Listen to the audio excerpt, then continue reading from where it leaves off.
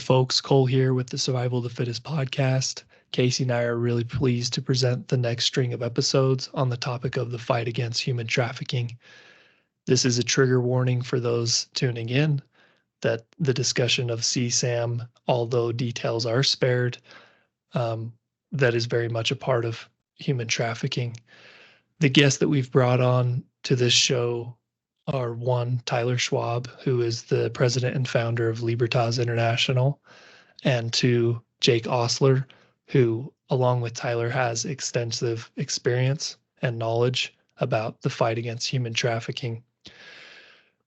This was a long interview at its core. We decided to go ahead and break this into 4 parts, not only to help you as the listener stay focused and engaged in the material, but also be able to have it be more consumable so that you can have it broken up and that you will tune in and hopefully share this. So in the beginning, we're going to talk about an overview of human trafficking. We're going to talk about intervening human trafficking, the aftercare for the victims, and then the 4th and last episode in this series will be about the prevention of human trafficking. We hope that you can have an open mind to this topic, as well as hone in your passions for how to fight against human trafficking. We appreciate your viewership. Well, welcome, episode 8. We've made it. We got Tyler Schwab, Jake Ostler. Jake Ostler is a little teaser, probably. He doesn't know it, but we're going to get him on podcast in the future because he's got a very interesting mind, and not only on the topics of human trafficking, but the animal kingdom as well. Love the animal kingdom. Yeah. And then I'm Cole. I'm Casey Evans. Yep.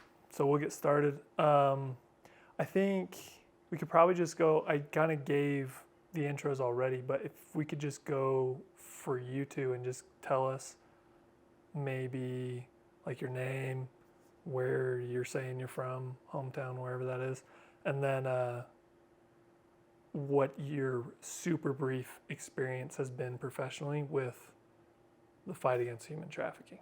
Sound good? Yeah. Jake, you want to start us off? Sure. Yeah, my name is Jake Ostler. I'm from Utah. I've been working in the anti-trafficking space since about 2017. In residential homes, on street outreach teams. I worked with survivors of trafficking here among our homeless populations in Salt Lake City, in medical clinics, and then I'm currently a therapist. I see survivors of trafficking for individual therapy and group sessions and stuff like that. And then I have worked and managed clinical teams in different regions in Asia, and spent a couple months in Africa doing anti-trafficking work out there. So that's a little of my background. And then, yeah, I love animals more than I love myself. So I will talk about that anytime. Okay. Cool. Thanks, man. Yeah, go ahead, Tyler. Yeah, so my name is Tyler Schwab. I'm the founder of Libertas International, and I started working anti-human trafficking in 2013. And from Wyoming originally, so I spent a lot of time in Wyoming. I spent a lot of time in Latin America. Done some small work in Africa. Never been to Asia, unfortunately. And then a small stint in Ukraine in my anti-trafficking journey. But no, I think my eyes were first open to it as living in the Dominican Republic. I would see, young girls with old European men, specifically young girls being 15, 16 years old, dressed very provocatively, and being with men that are in their mid-60s, early 70s from Europe. And just the situation was weird. Like, it raised a lot of questions like, well, what's going on? But I always put the blame on the girls, that maybe they were just looking for a big payday, or that they were just bad girls just out to party, and they found some old man that wanted to party and had some money. And I'm ashamed of that now, but that was my first assumption until I actually sat down and talked with one of these girls that told me that they had no choice on who they were with that night, that these men that would purchase them could do whatever they wanted, and if they refused, that they were then beaten by either the men or their pimps, and that they were in the situation because they had been sold by family, or they were in a situation of such desperation that that these families selling their daughters was their last option, and it really just changed my perspective on the whole thing. I couldn't sit with the injustice, and that's how I ended up sitting in this room with you guys talking about this nonprofit and the work that we're doing. So you really learned that from just a girl involved, like you talking to a family, or run across a girl on the street, and you're just like, what, how did that conversation start, and how long were you in shock from learning that? Oh, it was crazy. Like when I first saw it, I sat with that thought of blaming the girls for a long time, probably a year and a half, and until I went to college, here in the States, and I heard someone present about human trafficking, and they mentioned like all these countries where it was happening. They mentioned Cambodia, Thailand, Uganda, all these different places, and they named Haiti and Dominican Republic, and I was just, that's where I lived. I couldn't believe that was happening, and I was like, that's really happening, that there's that many slaves, modern day, that all these terrible things are happening, and so it was something that I just couldn't sit with, and I just wanted to learn more. But as like a college student, you have really no resources to make a difference. You have like your textbooks that maybe cost like $100 a pop, or your mattress or your Xbox or something that actually has some kind of value. And so I decided I was going to go back to the Dominican Republic and just find where these people were being sold, where they were being exploited, and just talk with them. And so I sold all my stuff. I flew down. I had like a 2-week trip, and I went into one of these brothels, not undercover or anything, but just like I would go in, and like these pimps would talk to me and be like, well, what do you want? And I was like, well, that 14-year-old girl, I want to talk to her. But I was very honest. I'm like, I'm not going to have sex with her. I just want to talk to her. And they didn't like that. No, they didn't like that at all. They were like, well, why we want to do that? Are you a cop? Are you from the FBI? Like, what are you from? And they're like, well, get out of my club, or I'll put a bullet in you. But money speaks to that kind of person. And so I was like, well, how much does this girl cost per hour? And they're like, $20. I was like, well, I'll give you 25 for 40 minutes. And they were like, oh, okay, that's fine. Give me the money. And then all their defenses went down, because money is a root cause of why this is happening.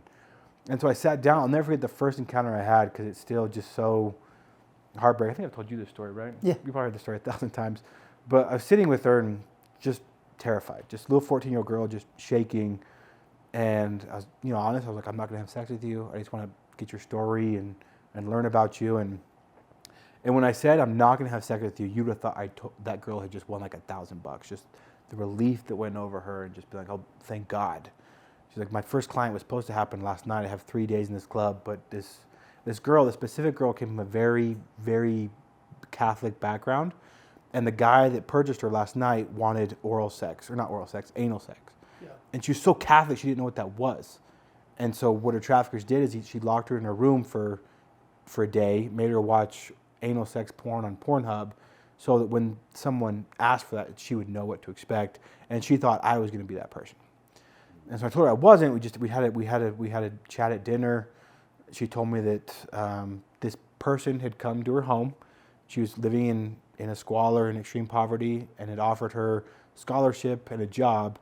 All she had to do was just come live in this spot. And this family just so desperate and so poor that they were like, thank goodness that someone can help my daughter. I can't afford to put her in school. I can't even afford to put food on the table. And so they send their daughter with these people willingly. They show up, and the people say, there's actually no waitressing job for you here. You'll be having sex with these clients, and if you don't, we'll beat you, we'll go back home, and we'll recruit your 8-year-old little sister. So it's either you do this, or there'll be consequences.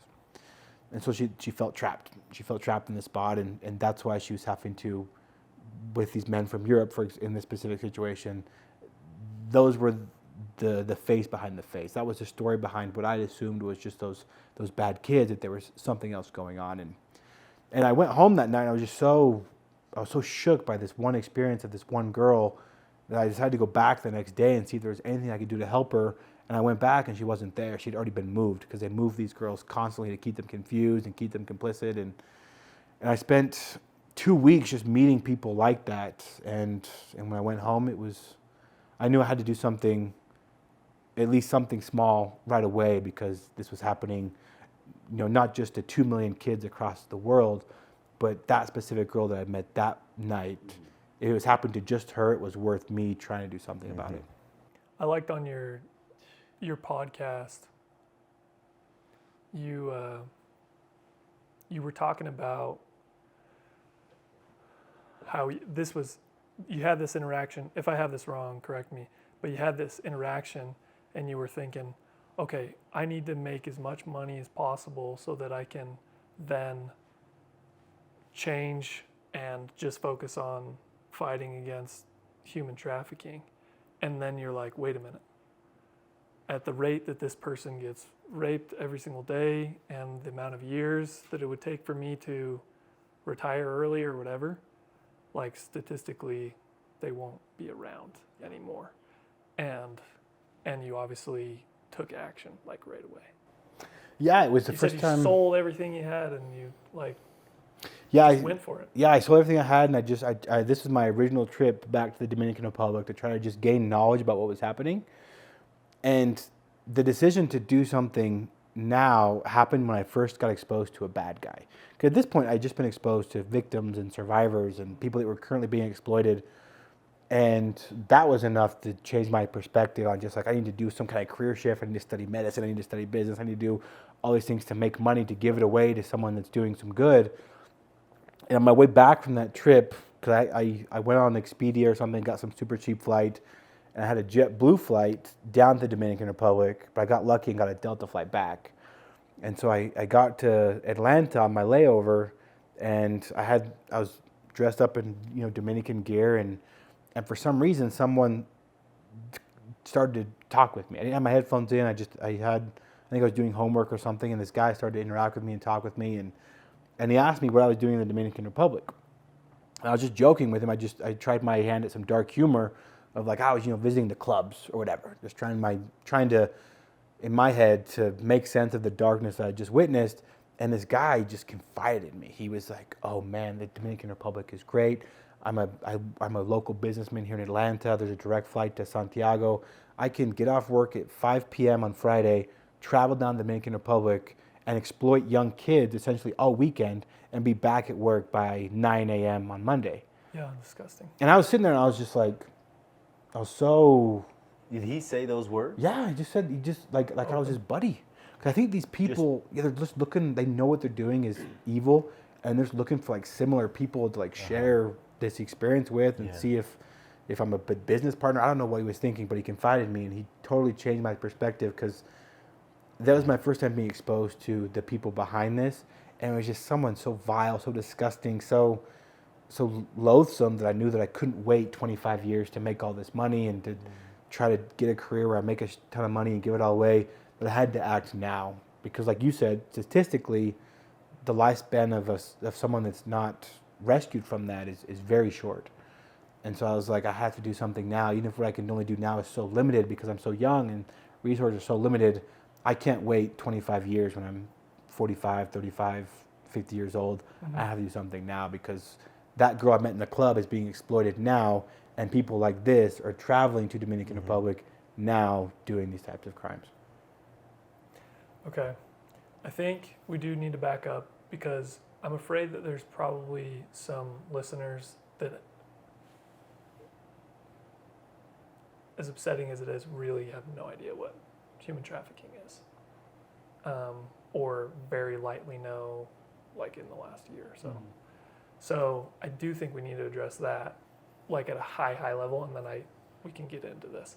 But what you just mentioned, we will mention this later and plug it later, but you have your own podcast, Libertas International podcast, and that, I think in the first couple of episodes, you go more into depth in that, what you just mentioned. So, Yes, sir. And definitely listeners that we have, please go check out Tyler's podcast. It's great. That's all I've been listening to for the last few days. It's been really good. But so you are the founder, the president behind Libertas International. You want to tell us when you started that and why'd you name it that? Just, I guess. And how'd you start it? Being in the position that you were in, having no resources, probably having no connections in the industry, right? Like, yeah, you're just like, you get home and you're like, I got to do something. How does it get to where we are now?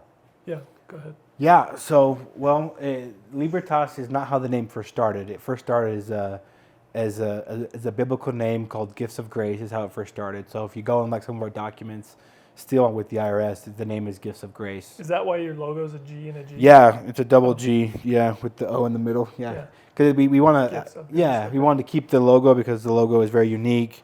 It means connected in Latin, and then Libertas, we changed it to Libertas to make it more unique, more of a rebrand. And then for our partners in Latin America, Libertas International is much easier to say than Gifts of Grace. Okay. And Libertas means freedom in Latin. Okay. And so the message is great. And then just if you, even like you're looking at like U.S. history on the name of the Statue of Liberty, for example, there's references to Libertas in the Statue of Liberty and how it was created, how it was gifted, and so the whole name is very meaningful. Cool. But how we got started, I was lucky enough to have some people that believed in me and what I was doing. Specifically, my cousin, who's a lawyer. So starting a nonprofit can be pretty costly because it is very lengthy. It is very complicated to get all the documentation in place. And luckily I had a family member who believed enough into what I did. Even now he's part of our team and helps direct our board. He's been with me from the very beginning. And I like to think that Libertas is where it is now despite my shortcomings, because I'm very aware that what I do is a part, but probably not the most important part. Our team on the ground is definitely the most important part that's caring for our survivors. It's supporting our law enforcement partners. And then our amazing board that helps raise funds for us, our volunteer force that we have that raises funds, it produces our podcast, it shares our message to the world. And then it's this survivor family that we're blessed to support. Like we have currently, as of about a week ago, we have 124 survivors that we're supporting actively at Libertas International. Say that number again. 124. Nice. And our two newest ones are actually our youngest ones we've ever got. They're two little boys, 2 years old. They were exploited by their mother. And so they're brand new in our little family. Our team is actually meeting with them now. I'm super jealous because they're sending pictures and all this stuff. And they're great kids. Their mom is in prison, thank goodness. We're figuring out how to support these two little babies who both have autism. They're two twins that have autism, and so their needs are very specific. And it's our survivor family that makes us the most special. And the thing, I think, Jake can talk about this as well, like when it comes like human trafficking. I'm glad you brought up, because human trafficking, there's just so many different ways someone can be trafficked via labor, trafficked via webcam, trafficked in all these different ways. And in Libertas, the niche that we're looking to fill is survivors of human trafficking that were trafficked by American citizens. And so what we've seen in Latin America is that there's Americans that travel down to Latin America and abuse kids, come home, act like nothing happened, and just leave those kids with the trauma and the experience of being exploited by these people. And so our mission is to provide healing for them, and then to assure that these American men who are American predators, they're pedophiles, we don't call them tourists, we just call them American pedophiles that travel, that they pay for what they've done. American swine. Yeah. Is that what you call? Yeah, and they really are That's like what I they really are like you meet these people and they really, I'm going off on a little tangent here, but they really are just the worst that the United States have to offer. Like we just did this case I was texting you guys about like throughout last week.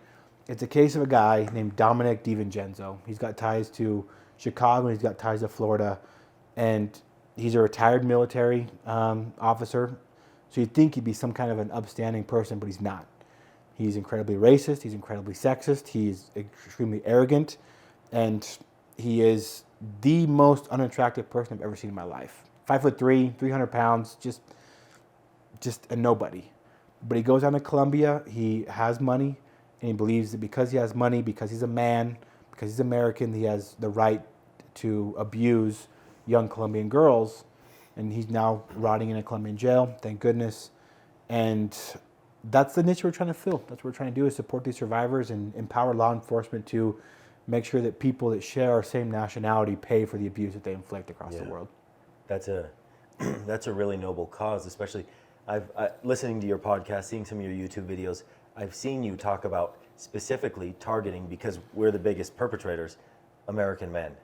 And that's noble to say, hey, we're exporting the abuse to a lot of these places, and we're importing trafficked children. because of this need, and to say, we are the ones that are going to be responsible for that. And we're not going to make Colombia fix its national whatever system so these children have more economic success and more protection from all these different directions of education and support socially.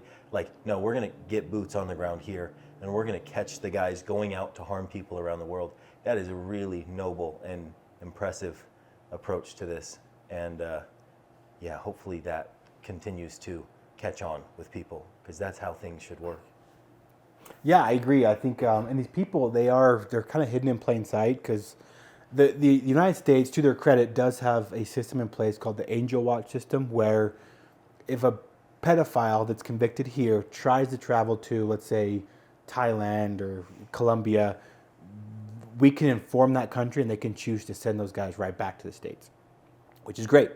However, a lot of the guys that we're seeing don't have past sex offenses. They're almost like secret pedophiles living among us, to where like the professions, like even like the last couple of years, the people that we've caught, Michael Roberts, school teacher in Austin, Texas, no prior record, but he was abusing girls in Colombia, and he wanted them to feel as if they were dying. So he would choke them out. He would tell them he was going to kill them. Wanted to see the fear in their face that they might die. A police officer just went down in January. His name's Ahmed Bihari. He was a SWAT officer for the New York NYPD office up there in New York. And what he was doing is he was traveling down to Colombia to abuse a 19-month-old baby. No prior record here, but that's every couple months when he had enough money saved up, travel down, abuse the baby, film it. The same one? Yep, same one. And then would come back and continue his work as a police officer. And so, I'm obviously not unbiased because I'm the founder of the nonprofit, but the people that we're catching, I like to think it's only a matter of time before they abuse here as well. Mm-hmm. And we hope to catch them. It's unfortunate we have to wait until we have a victim down in Colombia, but we get them down there, we get them here, and it helps prevent future victims, because these people don't have a record. They are really secret pedophiles that travel to these developing countries and abuse the kids that they think no one is listening to. Unbelievable. Yeah. Wow. And disgusting, man. I just can't. Yeah. Learning about how there's these websites where men will take a small child, even babies, and abuse them and broadcast that to other men is just like the most horrifying thing. I just can't believe that exists. And you would think that the first day in office, the president would say, okay, yep, it's a clause that if you have a streaming company, you have to have this sort of tech to capture any of this and immediately report it to the authorities, and we're just going to drone strike everybody involved. I just can't believe that this is happening, and it's not all hands on deck. These guys go in the ground. It's just so alarming. And that there's a group of people that thinks it's a conspiracy theory. Oh yeah, true. I can't believe that either. One thing that I really like is I feel like we live in a world where it's very numbers driven, growing numbers. And what I've gathered is it doesn't matter at all to you.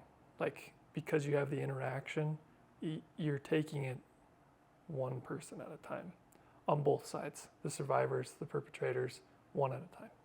And maybe you're not looking at that, seeing it grow, say, oh, look how many people. That's never the focus. It's more so just very individual based. And yeah, it does grow because you're very passionate and you want to get rid of this, even though that seems like it might be next to impossible, but you damn sure want to try. I like that. I am going to embarrass you a little bit for a second, because Jake told me something the other week. I'm like, what did I tell you? God, what did you say? So there's so many stories where I'm like, you know me too well for that today. No, don't be nervous in that regard. But you have received, Jake, I don't know, maybe you can add some color to this. You received this your award medal from the Colombian government. The Shield of D-Pro. You've brought it up on your own podcast, so yeah, it's true. I feel like it's safe ground. Fair game. But this isn't like, sorry to the Eagle Scouts out there. This isn't like an Eagle Scout award. This isn't like something light. What were you saying to me, Jake, about the history of this award? You were the second American to get it. Like your group of people that got it you were the second group of non-Colombian citizens to get it. Is that is that how it is? You describe it. Yeah, well, I should put a caveat in there that, yeah, I got it, but I really think that our team got it. Like it's only because of them that I get to take the credit that I do. Like it's very much like our team is so good and our survivors so brave that we got recognized. It's nice to get recognized because it's on a couple of different fronts. One, it gives validity to like what we're trying to do. And then two, it's an excuse to bring a lot of the survivors that we have that don't live in the city where they give out this award, to put them on an airplane, to bring them there, to celebrate with them, to make them feel like the celebrities and all this. Because a lot of these girls, because their abuse was filmed, they get bullied quite often in school. And so giving them meaningful experiences that they can then brag about, like on social media, like coming to the capital city, hanging out with police, taking selfies at the Capitol building, they then become less of the girl that was abused and had her abuse filmed. They're more of like the girls that travel and that get to hang out with police. And so it's very, it's very cool to see them, just like their social, see them kind of climb the social ladder that's so toxic in high school, middle school. But yeah, I got it. I was the second American to get it. The first American, I forget his name, but he worked on the narco trafficking case after they killed Pablo Escobar. Not the ones that took down Pablo Escobar, but there's a group that came in after and helped the police take down the drug lords that came in and replaced him. But no, I'm glad to have got it. It's just back there. I could put it on camera if you guys wanted to. It's sitting in my house, and cool. And it's always it's always an honor to. I always get emotional because we sing the national anthem for both Colombia and the United States, and it's very just to hear like the survivors and the police and singing their national anthem and knowing that we're part of helping both countries is very moving. And for me, the best part of that award, it was an honor to get it. It adds validity to what we're doing, but we brought 10 survivors with us, and to have them on stage, to have them on stage to get it, and for me to kind of step back and kind of give them the spotlight where it's like, the only reason that I get this award is because you guys survived. The only reason that there's cases that people are celebrating of these arrests of Michael Roberts or Victor Galarza or Dominic DiVincenzo and all these American predators, the only reason those cases happen is because you girls survived that abuse. And now you guys are rebuilding your lives, you're changing the world, you're changing your lives, you're changing your families, you're doing amazing things.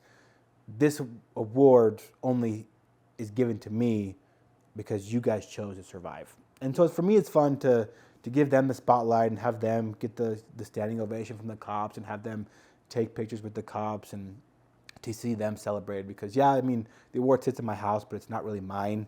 It belongs to the entire nonprofit, and more than anything, it belongs to them, because I really do believe that from the beginning they did the most important thing, which was survive. I think that's the hardest thing. I think that's the most important thing.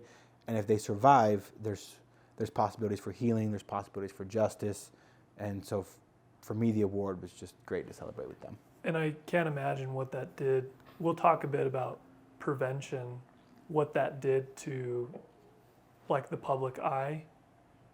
Because it was in the paper here in I think in Utah and obviously in Colombia, but just the awareness that the more awareness on the topic, I feel like helps some bit with prevention. Maybe not the greatest. Yeah, I think I'm a big superhero movie nerd. I'm not shameful about that. I love Captain America: Winter Soldier. I love the Batman. I love Dark Knight Rises. But of course you do. I love that's in your DNA. Yeah, you wouldn't be doing this if you didn't want to help. Yeah, rescue. I see him. I'm like, I wish I was more like. I wish I looked more like Captain America. At first, I think I looked more like Star-Lord, but it's like, but there's you guys seen the Batman with Robert Pattinson, the new one, right? I have, yeah. Okay. There's a scene at the start which you talk about prevention, and Jake can share his thoughts on prevention too, but I really do believe that like the awareness is key, but I think fear plays a big role in how to prevent this crime from happening.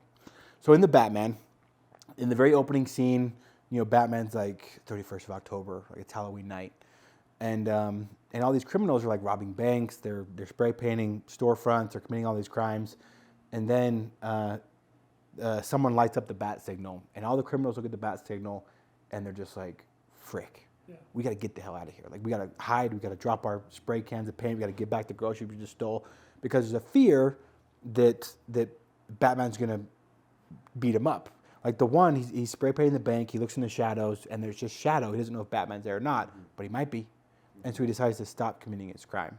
And so we feel like the awareness, and then the fear, where it's like when we arrest one of these guys, to put their face in the media, to talk about how much time they're going to get in jail, talk about how much money we took from them, to create enough fear to where these predators that might be thinking of going to Dominican Republic or Thailand or Colombia, to be like, you can't do that in Colombia, or you can't do that in Thailand, because those guys are going to put you in jail, and I'm not ready to spend 25 years in jail and give up my pension. I'm not going to do it. And so I think the fear, the awareness is a big part in preventing this crime from happening. I've always thought of it as something you'd have to be very sneaky about. Like, I even hesitated to initiate with this podcast, because I'm like, are you okay with your name being out there? Like, I just didn't know. I was very kind of oblivious. But yeah, what you're saying, the more awareness and what that does to the people doing it, I'm sure there's some sort of impact there.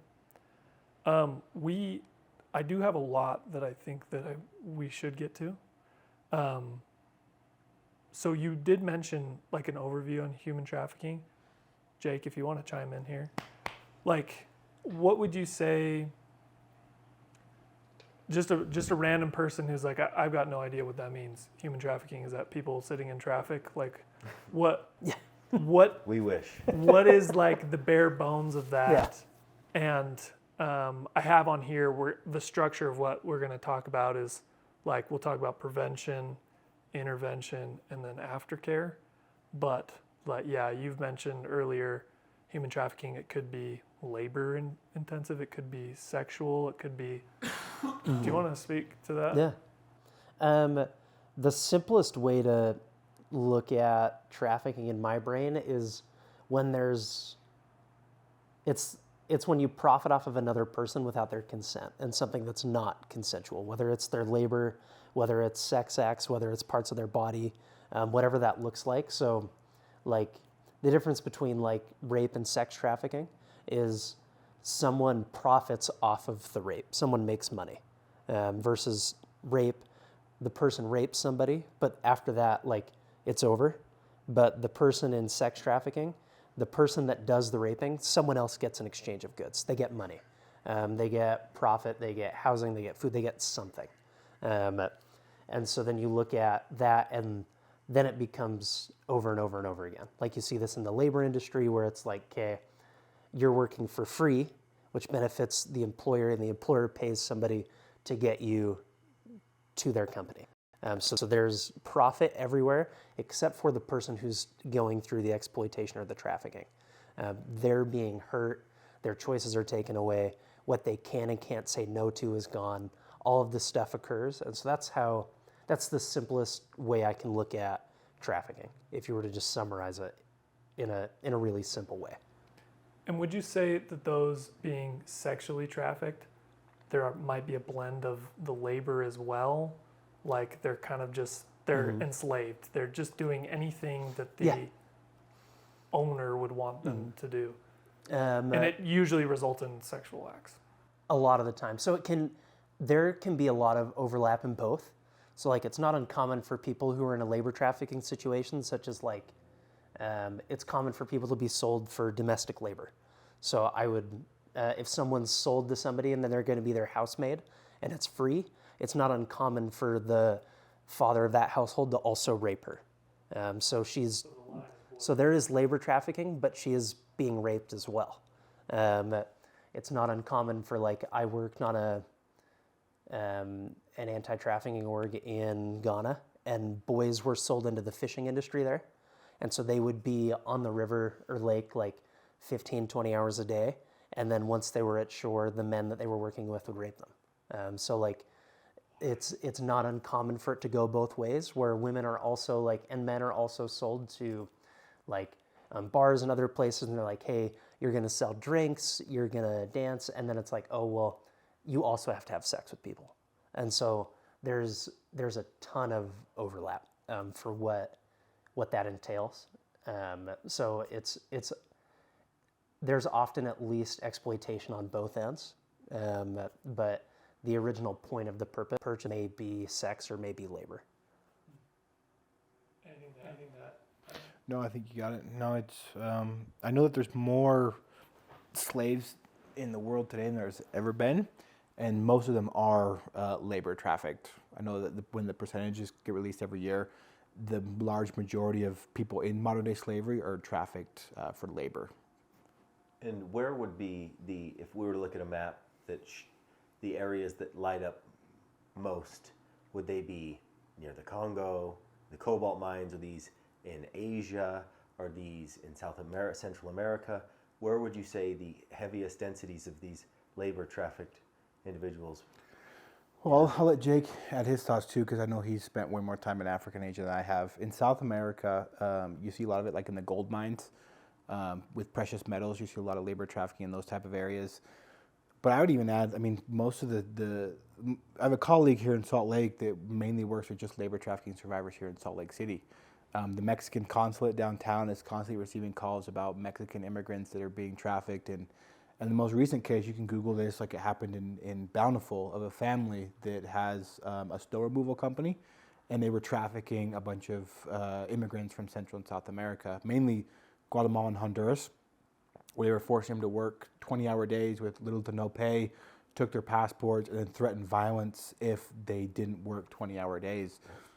And so, I mean, it can happen even as a nice neighborhood as Bountiful, Utah. Yeah, that's crazy. That's where I grew up. Now that you say that, I had a patient maybe a year ago who told me, it's crazy that I didn't remember this till now, but who told me about a case that was being under investigation. So I didn't feel like I was like, oh, I gotta fall, but an investigation had just taken place, and that's what was happening near Ogden. I think it was in like North Ogden on one of those farms out there. There were loads of Central American men who were essentially being trafficked, getting paid almost nothing. There was physical abuse. Like, now that I'm remembering, he told me about some of the abuse that happened with the owner of the farm or the manager of the farm between them and the men. It sounded like we were in American slavery times. Like that was the type of relationship these guys had with the individuals operating that farm. Yeah, that's North Ogden, like by Hooper. And it's awesome that you bring it up that way, because so for me, the first time I encountered survivors of sex trafficking, I didn't realize that's what I was encountering until a year later. Like, I was like, wow, that's crazy abuse. That's nuts that someone traded you for this. Like, that's nuts that this occurred. But I didn't put it together in my head that, you were sex trafficked. Like, you were traded for sex for goods. Like, that's what occurred to you. I thought, wow, that is a crazy story of sexual abuse. And that's terrible. But I didn't realize that's what I saw, which is where education and prevention really matters. It's not uncommon for even educators that are going and speaking about sexual abuse and consent and sex trafficking to high school students, teenagers, and colleges, for people to, in those lectures, to be they're talking about me. I finally have a word for what happened to me. And so both on my perspective of I didn't understand what I was seeing. When you do education and you teach people and you give people words to describe what they've experienced, then they can understand and then they can share that. Because a lot of people that went through trafficking, they wouldn't walk up to you and say, hey, I was trafficked. The majority of clients I've worked with, right when the trafficking stopped or when law enforcement showed up or whatever that looked like, they didn't have the language to be like, oh, I was sex trafficked. That occurred. They were like, I was abused and hurt. And so for them to come in and back to your labor trafficking stuff, here in Utah, I did holiday gifts for probably 30 survivor families here in the greater Salt Lake area, and most of them were labor trafficked, and they were trafficked on ranches and in construction. Like, that's where that occurred, and that was here in Utah.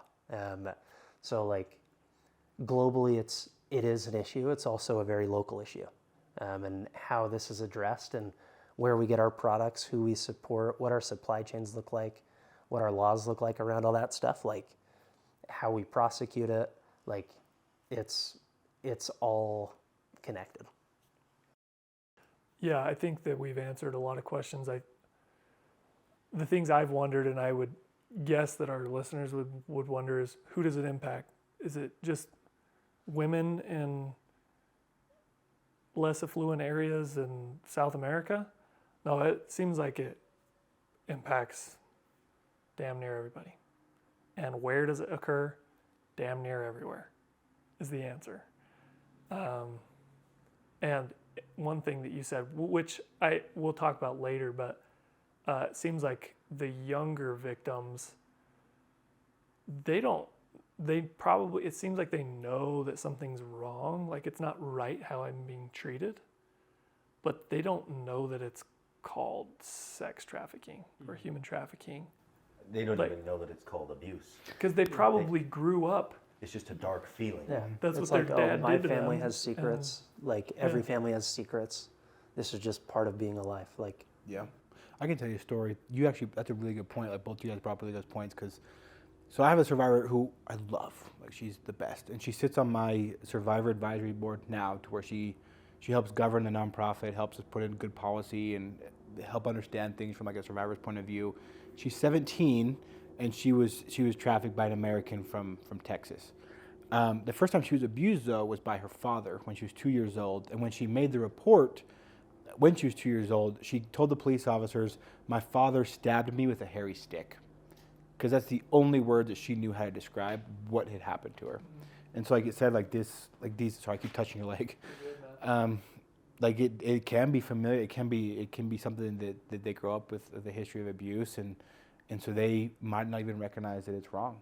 They just might recognize that like Jake said, like we have secrets, and there's certain things that my parents tell me not to talk about. But I've met survivors that assumed that all kids go through something similar to what they've gone through. Yeah, and one of the survivors on your podcast earlier on, I can't remember the exact episode, but they were just saying, like, their father told them, "This is how you love your dad. This is how you show love to your dad, is this way." Yep. And they had the wherewithal, like, at that age, to know that that wasn't the way that they should be loved, or that they wanted to be loved. They wanted a supportive dad, like I think any child would. And then, sick people can twist things any sort of way that they want. But yeah, it's sad. Thanks for tuning in to this 4-part series. We invite you to continue to the next episode of the series, or if you're waiting for the next drop, please subscribe and hit the bell to be tied into the latest Survival of the Fittest content.